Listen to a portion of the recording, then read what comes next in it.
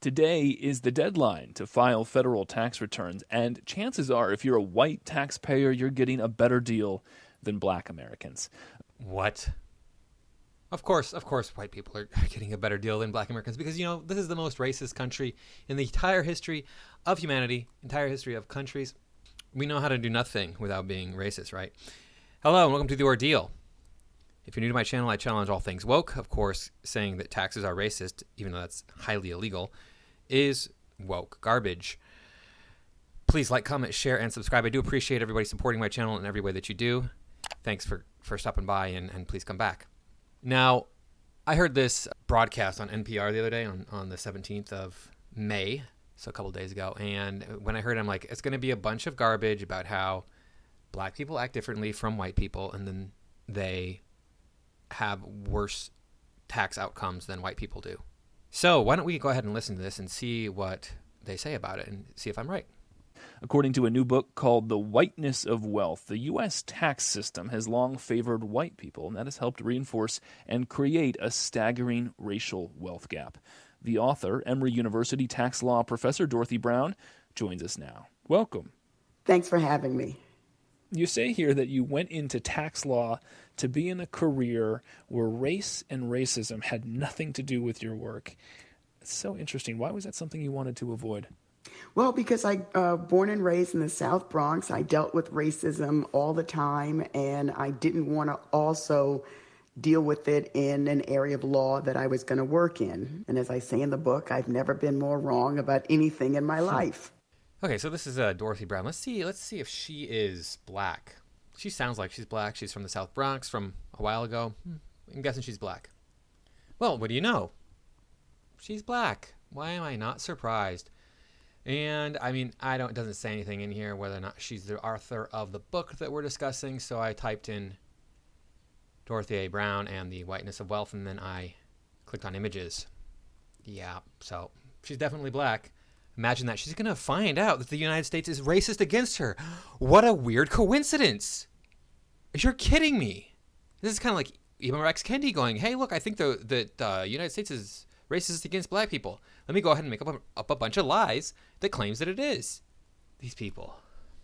Anyway, continuing on with the broadcast. How did you realize that you were so wrong? Well, I read an article by a mentor, and in the article he said, how do you know there isn't a race and tax issue if you don't look?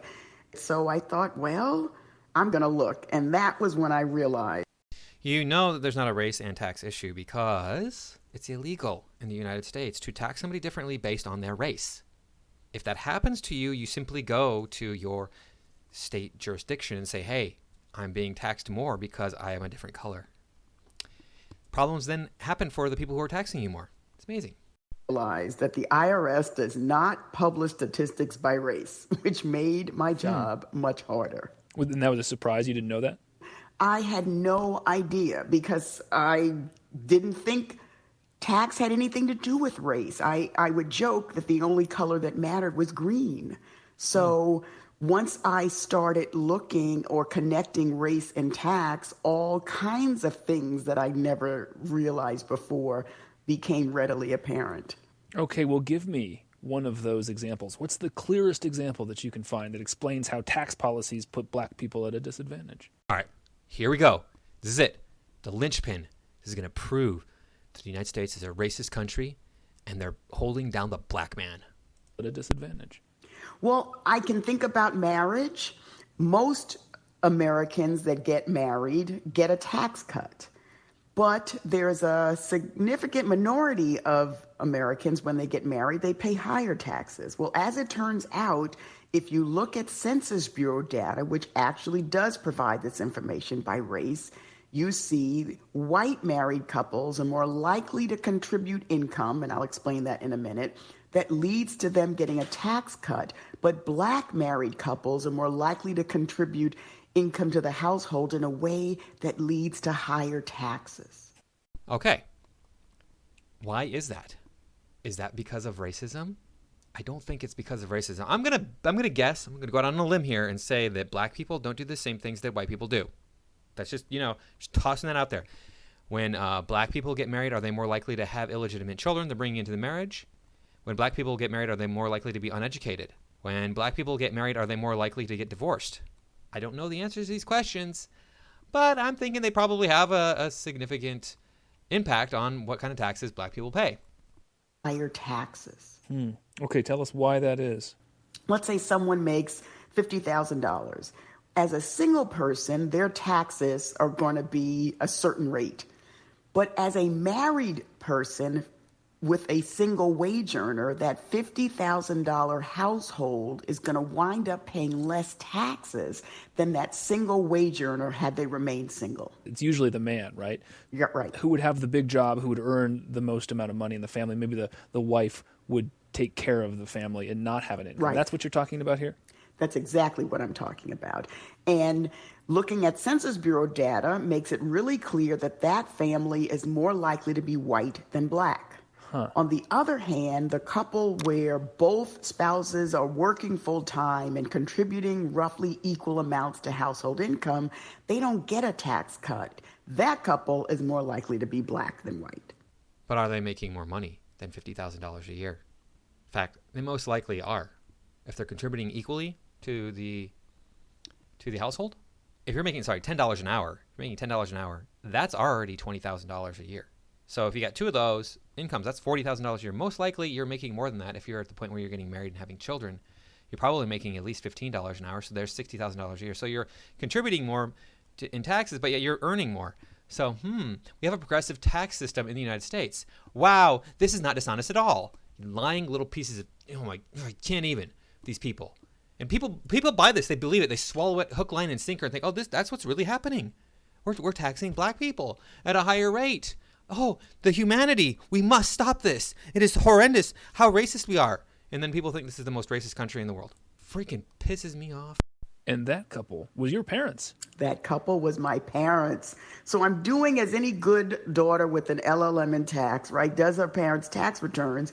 And I'm seeing something's wrong. I'm doing my taxes, and I made by myself roughly what my parents made combined. But my parents, I wasn't paying that much more. I was paying more, but not that much more. And I always came away from doing our returns thinking something's wrong and I can't figure it out. And this went on and on until I became a professor and started looking at race and tax. And the very first thing...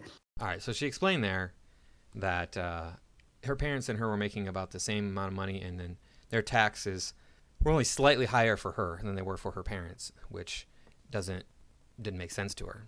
So she explained that away with one example. So there's one example, and maybe buy her book and find out if there's a whole list of examples in there. But I'm betting that if you buy the book, you're going to waste your money because it's going to say the same thing that I've been saying. That, hey, it just happens to boil down to black people make different choices than white people. I wrote about was the marriage penalty and the marriage bonus. And it explained why my parents were paying so much in taxes. It was because their incomes were very close together. And help me understand why you're more likely to see that in a black family like yours versus a white family. Well, when we look at the labor market, higher wages are received by white male workers than virtually every other category. So that means it's racist. I know that's a fact right there, right? If a white person, a white man is making more than pretty much everybody, every other category, that means that we're racist and sexist. Never mind the fact that Asians on average make more than white men do. In fact, I don't really make that much money for California. I do all right, but I'm not rolling in dough. So I don't know how they can really justify that statement. It's ridiculous. It takes more workers to equal what a white worker can get. In your book, you make the point that this discrimination is found across the board, from housing to employment, right, to education, to marriage, which we just talked about. And you also say that many of the tax laws were made at a time when black families were paying into the system, but they didn't have the same legal rights to housing, to employment, to education, and to marriage. What is the consequence of that? Well, the consequences, black taxpayers are paying for our own subordination. And I'm thinking of what happened after World War II, where the income tax system was transformed. It went from only the richest Americans pay it to most Americans paying it. And that happened in the 40s when we still had Jim Crow, when the FHA would not insure mortgages for homes in black neighborhoods. So we had taxpayer dollars funding HUD, but HUD's policies and programs discriminated against black Americans. Do you think that the tax policies were made with explicit racist intent? You know, I think the tax policies were made with the intent to benefit white Americans. Yeah, that's what happened. No, the tax policies were made to benefit Americans. And if you play ball the way Americans do, the way we do in this country, then you get all the benefits of the tax. However, today, who receives welfare more so than any other group? Here we go. 38% of welfare recipients are white. 39, almost 40% of welfare recipients are black. 16% of welfare recipients are Hispanic. So, I mean, I don't know what to tell you about that. There's a huge percentage of welfare recipients are black. If you have 100 people receiving welfare, 40 of those people are going to be black. 39 of those people are going to be white, even though black people only make up like 12 or 13% of the U.S. population. I'm sorry, the tax system is there to benefit white people? It's there to give me all sorts of benefits. Let me see, what do I get from the tax system? Police, fire, roads, military. I'm thinking real hard. I can't think of much else. And let me tell you, I've paid my fair share into the police department. I had enough tickets in my life. I don't know how many I've had, but when I lived in Minneapolis, that great place, I paid like $1,000 almost in tickets. And I only lived there for 15 months because that place isn't over-policed at all. F the cops there. You want to ban the police in Minneapolis? Ban them. Let's finish this broadcast off. And a lot of the tax policies I talk about in the book are traced back to this Jim Crow era. And if you are a legislator and you think that blacks are second-class citizens, and the law tells you black Americans are second-class citizens, then making tax law to benefit white Americans seems very normal and very natural. What do you think's keeping us from creating a more equitable tax system now? Well, Treasury not publishing statistics by race is the biggest problem. We have the president's executive order that talks about racial equity across government agencies, including Treasury, but I'm seeing nothing out of Treasury that would give me hope that this is going to turn around. Well, speaking of the president, he has come out with a plan to change capital gains taxes. This is something that you write about in the book, and that means that if you sell an investment, you're going to pay capital gains on the amount of money that you make off of that. This is how rich people get richer, the saying goes, because it's taxed at a lower rate than you would pay for normal wages, right? President Biden says he wants to change the capital gains tax, raising the top rate above 43%. It would be the highest in modern times. Is this the sort of policy that would help the racial discrepancies that you write about? Absolutely, because when we look at... What? You know, when I think about investing, I don't think that the black people in the country are just like playing in the stock market. But this is what's going to help even out the taxes.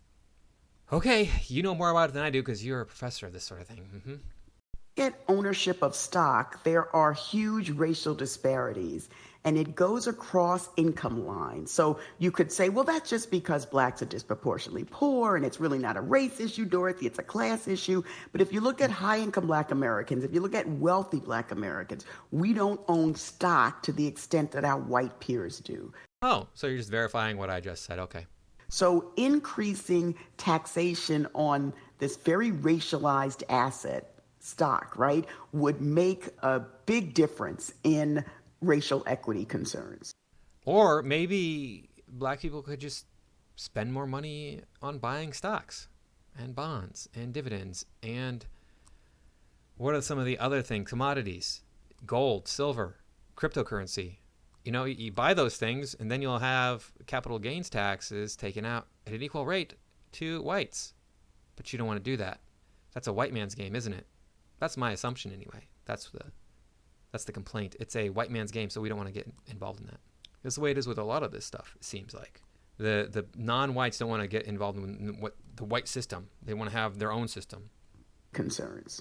Because you see Black Americans are disproportionately, we receive wages, right? And we are taxed on our wages at the maximum progressive tax rate. So what this would do would, for people with income over $1 million, would require income from stock to be taxed at the same tax system as income from wages. So what is your advice to Black taxpayers who have to work inside this system? What should they do? That's such a great question. And I talk about being a defensive player. So if you're going to get married, don't get married on New Year's Eve, get married on New Year's Day. That delays the issue 1 year. Really? Right? Something simple. If you're thinking about buying a home because of the different returns on home ownership to Black homeowners versus white homeowners, then think about it. Do you want to be one of the few Black homeowners in an all-white neighborhood, which would make it a good financial investment, but you will have to deal with racism of neighbors, perhaps calling the police on you when you're... I've never called the police on a person for being a race. And if I did, the police would laugh at me. In your own home. On the other hand, you could buy in a racially diverse or all-Black neighborhood, recognizing you won't get out of the home as much as if you lived in an all-white neighborhood. So you don't put all of your money in a home. You make sure you max out on your retirement account. You make sure you set up a child savings account for your child to go to college. So you basically become proactive, recognizing that the system isn't designed for Black wealth. Reading this book forced a little bit of putting a mirror in front of my own face. People like me, I wonder what you say to them. I went to an elite school, 2 of them, graduated without debt. My parents paid for it, right? I own a home that helps me accumulate wealth. I have investments in the stock market. I contribute fully to my employer's retirement plan. Right. What do you say to people like that, like me? I'd say, I'm glad you're telling your story, Peter, right? And I want more white Americans to tell their story, right? I want more white Americans to say, I didn't have a college debt problem the way Black Americans do because I had family wealth that paid for my college. I had down payment assistance, or because I didn't have debt, I could save money for a down payment. Part of what I'm asking white Americans to do is to tell their stories of intergenerational wealth and how it's not that Black Americans aren't working hard enough, aren't saving enough. It's that the wealth building system is inherently stacked in favor of white wealth building. Dorothy Brown's new book is The Whiteness of Wealth. I didn't say anything during that whole part there at the end because I'm infuriated. I was so angry I couldn't even speak. I actually had to take a break and come back to this because I have student loan debt still today. I graduated from college almost 20 years ago. I didn't get my parents to go, oh, here you go. You want to have over $100,000 to go to college? Knock yourself out. My parents didn't do that because my parents couldn't do that because they didn't have that kind of money. This is not an issue of race. These people are so infuriating. This is an issue of class. You want to talk about how, I contribute 100% to my to my company's 401k. So do I. Yes, I do. But that's because I have a decent job now, and I can afford to do that. That hasn't always been the case. I cashed in my first 401k because I couldn't afford to live, and it's like taxed at 50% when you do that because I'm not 65. These people don't have a clue what they're talking about. These elitists. These are all elitists. All these people. The professor, this newscaster, they're elitists who don't understand what real Americans have to go through on a daily basis. I'm still paying my student loans. I didn't get a free ride. I didn't have family wealth going, here you go. You take it. There are plenty of people who do. It doesn't matter about your race. There's plenty of people who can say, I have family wealth. Here you go. Give it to my kids. It's fine. Pass it on to my kids. But I don't have that. I don't have that luxury. And even if I do have wealth in my family that's going to get passed to me, I have 3 siblings. And I don't think there's that much wealth that's been then saved up to give to me. Anyway, this is just another example of how These people think that they have it all figured out, that it's sexist, it's racist against everybody who's not white in this country, not white and male in this country, and it's just not even true. Thank you for watching again. I appreciate it. Please like, comment, share, and subscribe. I'll see you in the next video.